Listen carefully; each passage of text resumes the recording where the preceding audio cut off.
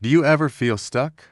Like you're trapped in a life you didn't choose, doing a job that drains your soul? This is the story of Caleb, and it might just be your story too. Caleb stood in the break room, staring at the vending machine.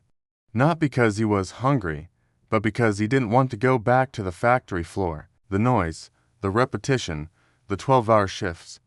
It was all grinding him down. At 33, he felt decades older.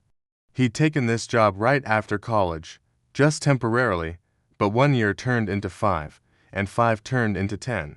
Temporary had somehow become permanent. Every morning, he'd tell himself, "This isn't my life," but every night, he did absolutely nothing to change it, and that constant contradiction was utterly exhausting.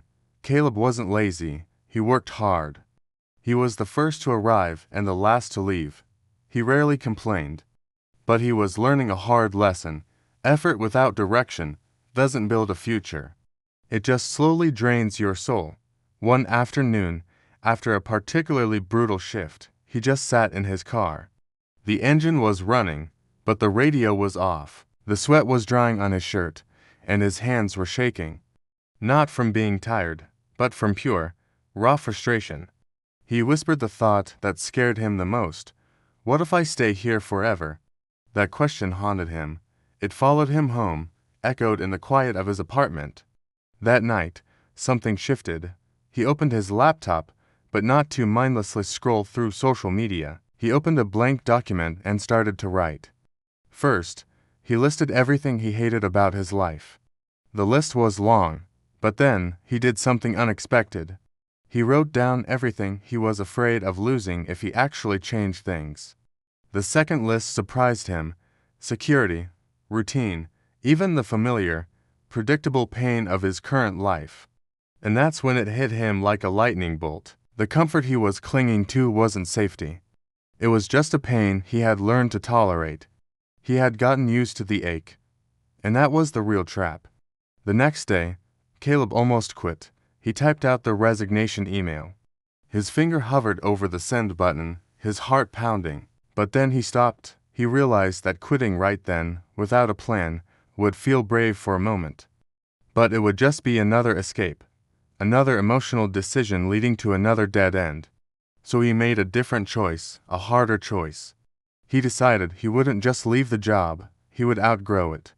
He would use his discomfort, his frustration, his quiet desperation as fuel. From that day on, he started waking up earlier.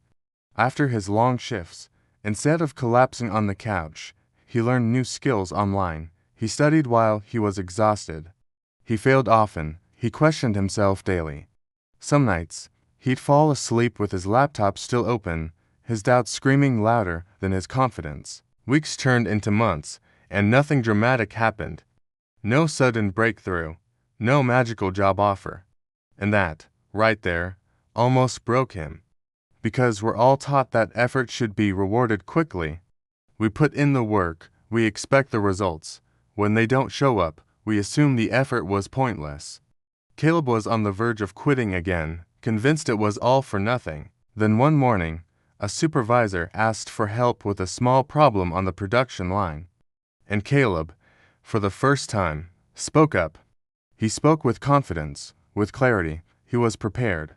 The room went quiet as he explained his idea. And it worked. It wasn't a promotion. It wasn't a miracle. But it was proof. It was a tiny signal that the work he was doing in the dark was finally starting to create a little bit of light. That's when Caleb understood something incredibly powerful. Growth shows up before opportunity does.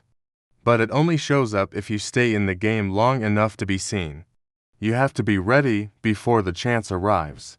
From that day on, he treated every shift differently. The factory was no longer his prison, it was his training ground. The long hours weren't just taking from him, they were teaching him discipline.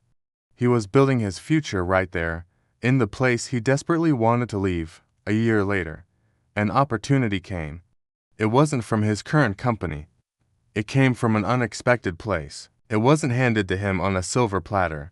It wasn't guaranteed, but he had earned it. Every early morning, every late night of studying, every moment of self-doubt he had pushed through. It all led to this, Caleb took it, and he walked out of that factory for the very last time. He wasn't angry, he wasn't bitter, he was proud. He finally understood that the job itself hadn't trapped him, his fear did, and once that fear lost its grip, everything changed. So, if you're listening to this right now, and you feel stuck in a place you hate, I want you to hear this loud and clear. Don't make the mistake of quitting emotionally while you're still staying there physically. That's just checking out. And don't make the mistake of quitting physically without first growing mentally. That's just running away. The real path to freedom is to outgrow the place before you leave it. Use the frustration as fuel. Use the pain as a teacher. Build the person you want to be, right where you are, because that is how real, lasting freedom is built. Not by escaping, but by growing. Thanks for watching. If this story resonated with you, let me know in the comments, and don't forget to subscribe for more content to help you build the life you truly want.